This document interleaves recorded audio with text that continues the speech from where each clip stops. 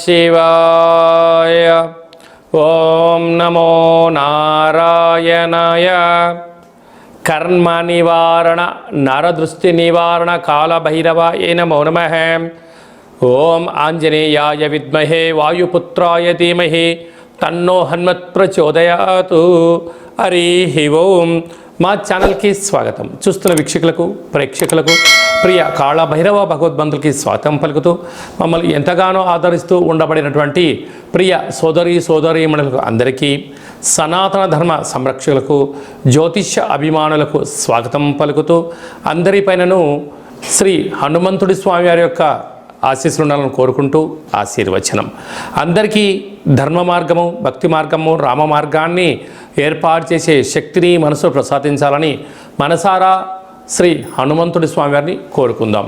1వ తారీఖు 6వ నెల 2024 నుండి 15/6/2024 వరకు పుట్టినటువంటి వారందరూ కూడా ముందస్తుగా జన్మదిన శుభాకాంక్షలు.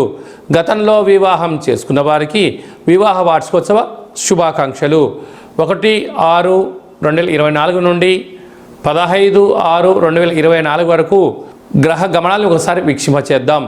మేషరాశిలో కుజుడు స్వక్షేత్రకారకుడు, వృషభ రాశిలో చతుర్గ్రహ కూటమి, రవి బుధ గురు శుక్ర సంచార స్థితి, శుక్ర భగవానుడు స్వక్షేత్ర సంచార స్థితి, రవి చేత గురు శుక్రులు ఇద్దరు గురుమౌఢ్యమి శుక్రమౌఢ్యమి జరుగుతున్న విషయం తెలిసినటువంటిదే. అలాగనే కన్యరాశిలో కేతు సంచార స్థితి, కుంభరాశిలో శని భగవానుడు స్వక్షేత్ర సంచార స్థితి, మీనరాశిలో రాహు సంచార స్థితితో ద్వాదశ రాశుల్లో గ్రహ గమనాలు ఈ విధంగా ఉన్నాయి. కన్యరాశి వారు గురువారం రోజు అమావాస్య గజకేసరి యోగ పర్వకాలం ఎందును ఎలాంటి విధి విధానాలు పాటించాలో, అలాగనే చతుర్గ్రహ కూటమి వృషభ రాశిలో సంచారం చేసినప్పుడు గ్రహ దోషాలు ఎలా తొలగించుకోవాలి, గ్రహ యోగ్యత ఎలా పొందాలో ఈ వీడియోలో సవివరంగా సంపూర్ణంగా తెలుసుకుందాం. కన్యరాశిలో ఏ నక్షత్రాలు వస్తాయనగా ఉత్తరా నక్షత్రంలోని 2, 3, 4 పాదాలు, హస్తా నక్షత్రంలో 4 పాదాలు, చిత్తా నక్షత్రంలోని 1, 2 పాదములు కలిపితే కన్యరాశి అవ్వడం జరుగుతుంది. చాలామందికి పుట్టినటువంటి కాల సమయంలో డేటా ఆఫ్ బర్త్లో లేనటువంటి కారణం వలన పేరు యొక్క మొదటి అక్షరాన్ని అనుసరిస్తూ ఆ రాశిని తెలుసుకొని ప్రయత్నం చేద్దాం. టో, పా, పీ, పు, షా, అణ, ఠ, పే, పో అక్షరాల వారందరూ కూడా కన్యరాశి జాతకులే. కన్యరాశి యొక్క అధిపతి బుధ భగవానుడు. వీరికి రాశిలోనే కేతు సంచార స్థితి ఉండడం వలన వీరికి చాలా ముందు చూపు ఉంటుంది. భవిష్యత్తులో ఏం జరగబోతుంది, ఎలాంటి విధి విధానాలు మనం పాటించాలి, ఎలాంటి తప్పులు చేయకూడదు, ఎలాంటి మంచి పనులు చేస్తే భవిష్యత్తులో మంచి కాలం ఉంటుంది, ఎలాంటి రోజు మనము మిస్టేక్స్ చేస్తే, తప్పులు చేస్తే ఫ్యూచర్లో దాని పర్యావసానం ఎలా ఉంటుందో ముందే ఊహించి చెప్పే శక్తి వీళ్ళకి అధికంగా ఉంటుంది. కానీ వీరి మాట ఎవ్వరూ వినరు. ఇంట్లో వాళ్ళే వీరికి అధికమైన శత్రువులు ఉంటారు. అంటే కన్యరాశి జాతకులకు శత్రువులు ఎక్కడో ఉండరు, ఇంట్లోనే ముసుకేసుకొని తిరుగుతుంటారు. భార్య అని, భర్త అని, పిల్లలని, కోడలని, అల్లుడని, మామ అని వాళ్ళ అవసరాల కోసం వీళ్ళను సద్వినియోగపరుచుకుంటూ వీరి యొక్క తెలివితేటలను వాడుకుంటూ ముందుకు వెళ్ళేటువంటి వారు ఎవరయ్యా అంటే కన్యరాశి జాతకులు అని చెప్పి గమనించాలి.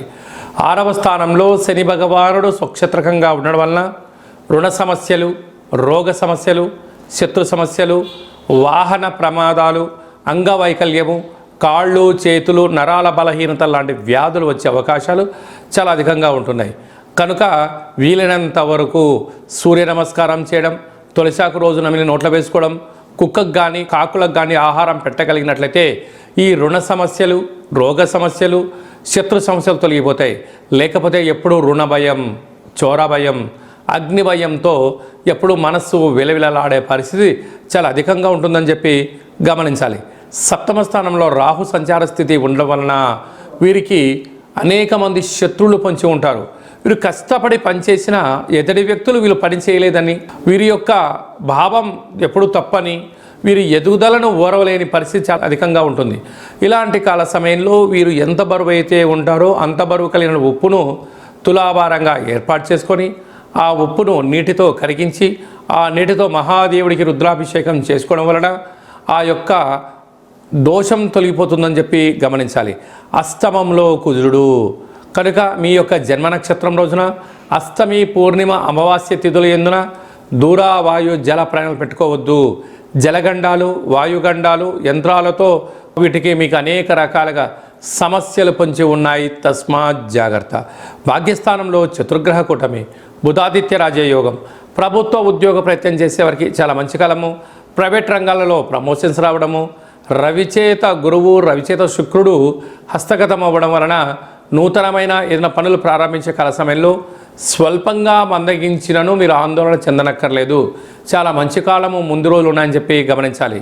కనుక ఈ గురువారం రోజు అమావాస్య రావడం వలన గజకేసరి యోగం కలగాలి అన్నట్లయితే వీలైనంత వరకు కాళభైరవ స్వామికి స్మరణ, సౌభాగ్య ముడుపు, హోమ కార్యక్రమంలో పాల్గొనడం వలన మీకు గ్రహయోగ్యత కలుగుతుందని చెప్పి గమనించాలి.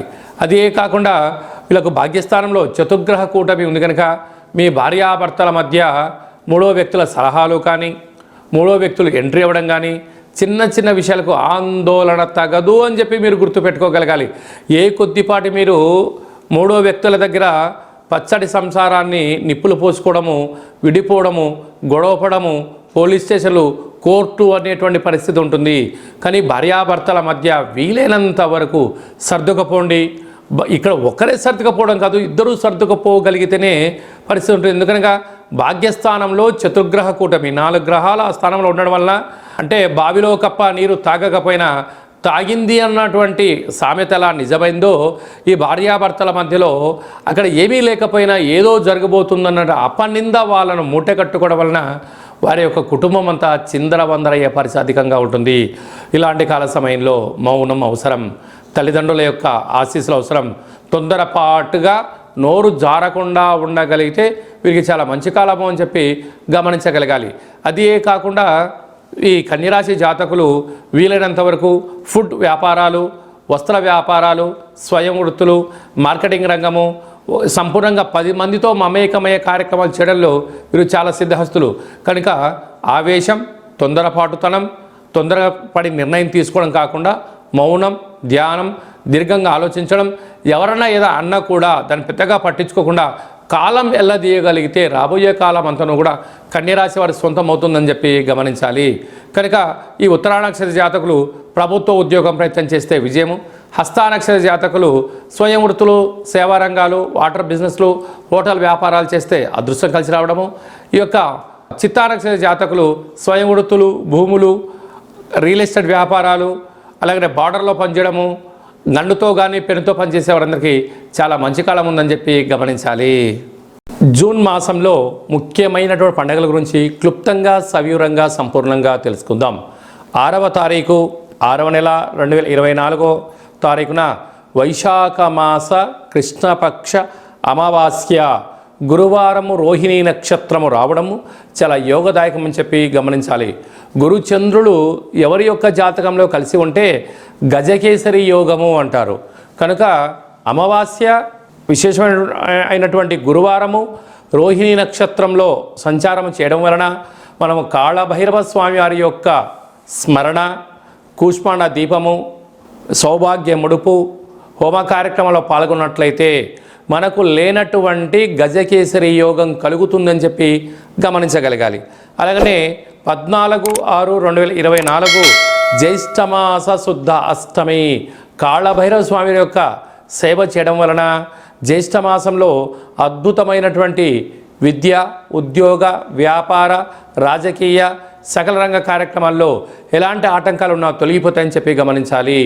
మీకు కాళభైరవ స్వామి యొక్క దేవాలయంలో ముడుపు కట్టాలనుకుంటున్నా, అలాగనే కూష్మాండ దీపం పెట్టాలనుకుంటున్నా, కాళభైరవ హోమం చేయించుకోవాలనుకుంటున్నట్లయితే ఈ కింది నెంబర్ సంప్రదించినట్లయితే మీ పేరు పైన కాళభైరవ హోమ కార్యక్రమాన్ని చేయించి వాట్సాప్ కాల్ ద్వారా మీకు ప్రత్యక్షంగా పూజా కార్యక్రమం చేయించి ప్రసాదాన్ని మీకు అందజేయడం జరుగుతుంది. కనుక ఆసక్తి గలవారు ఈ కింది నెంబర్ సంప్రదిద్దాం. ఇంకను ఈ జూన్ నెలలో విజయాన్ని సాధించగలగాలి అన్నట్లయితే ఈ యొక్క పాత్రను కంచు పాత్ర అంటారు. అనగా మనకు కంచు మోగినట్లు కనకంబు మోగదు గదరా సుమతి అని ఎలా చెప్పుకుంటామో అలా ఈ యొక్క కంచు పాత్రల్లో రాసులు 12 ఎలా ఉంటాయో 12 రాసులను ఇందులో అచ్చు వేయడం జరిగింది. కనుక ఈ యొక్క పాత్రతో ఉపయోగాలను, ఫలితాలను ఒకసారి గమనిద్దాం. ఈ యొక్క పాత్రను ఈ కర్ర సహాయం ద్వారా ఉపయోగించడం వల్ల ఓంకార శబ్దం రావడం జరుగుతుంది అని చెప్పి గమనించాలి. ఒకసారి పరీక్ష చేద్దాం.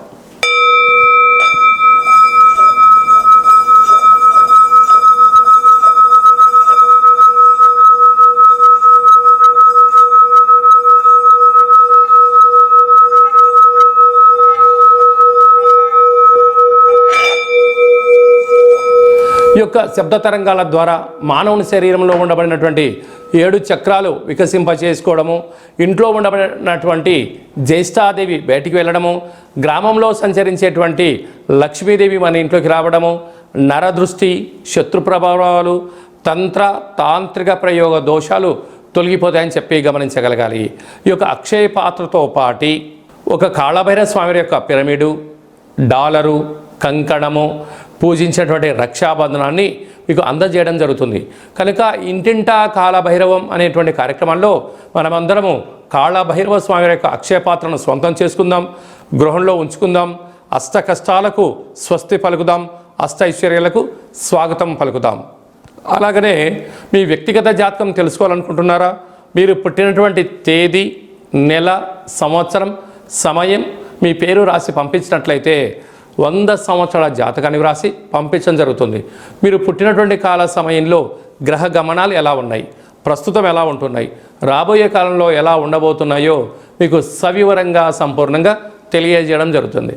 అలాగే చాలామందికి పుట్టినటువంటి కాల సమయంలో డేటా ఆఫ్ బర్త్లు లేనటువంటి కారణం చేత మీ పేరు యొక్క మొదటి అక్షరాన్ని అనుసరిస్తూ రాశిని తెలియచేస్తూ గ్రహస్థితి ఇప్పుడు ఎలా ఉంది, రాబోయే కాలంలో ఎలా ఉండబోతుందో అనేటువంటి కారణం చేత రమణ శాస్త్రం ద్వారా అనగా గవ్వల ద్వారా కాళభైరవ ఉపాసన చేత భూత భవిష్యత్ వర్తమానాన్ని మీకు తెలియజేయడం జరుగుతుంది. కనుక వ్యక్తిగత జాతకం తెలుసుకోవాలనుకుంటున్న వారు ఈ కింది నెంబర్ని ఆన్లైన్ ద్వారా కానీ ఆఫ్లైన్ ద్వారా కానీ వాట్సాప్ ద్వారా కానీ సంప్రదించి అపాయింట్మెంట్ తీసుకొని సంప్రదించి మీ యొక్క జాతకంలో ఉన్న దోషాలను తొలగించుకోగలరు అని చెప్పి గమనించాలి.